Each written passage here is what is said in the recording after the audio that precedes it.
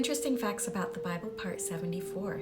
Did you know that the Bible describes that a lukewarm believer isn't just about how the believer feels about God, but also about how they feel about themselves? Revelation 3, starting at verse 15 says, I know your deeds, that you are neither cold nor hot. Oh, that you were either cold or hot.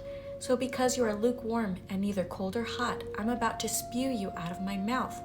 For you say, I am rich, I have made myself wealthy, and I need nothing.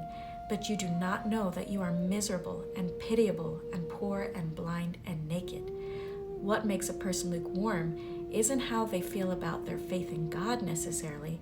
It is their faith in themselves, specifically their money and deeds. The person believes they have made themselves wealthy. In Mark 10, a rich man comes to Yeshua and asks him what he must do to be saved. Yeshua tells him to keep God's commands. The man replies that he's done all of these things all of his life.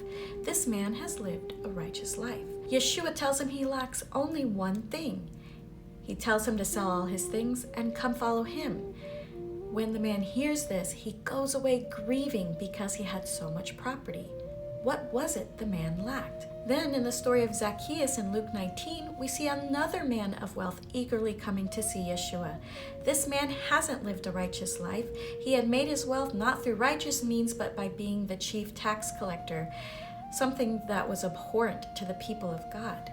He was scorned by society as the lowest type of sinner. But when Yeshua said he wanted to go to Zacchaeus' house, Zacchaeus offered to pay back 4 times what he cheated people and give half his possessions to the poor. One man, a righteous man by society's standards, left Messiah in sadness. But Zacchaeus gives away his possessions he had previously put his faith in. So what did the first man lack? A realization of how miserable and pitiable, poor, blind, and naked he was, as it says in Revelation 3. But Zacchaeus did know. When we rely on ourselves, our money, work, our comfort, and we don't realize our great need for Yeshua, we are so poor. It's more than knowing about him. It's about reaching out to him in our weakness and knowing that we need him and need relationship with him. In this situation, we know we need Messiah's help and that our own finances and our own means are not enough.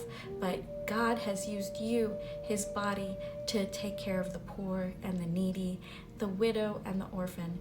So if you are interested, here is my link for a GoFundMe for a family in desperate need of your help.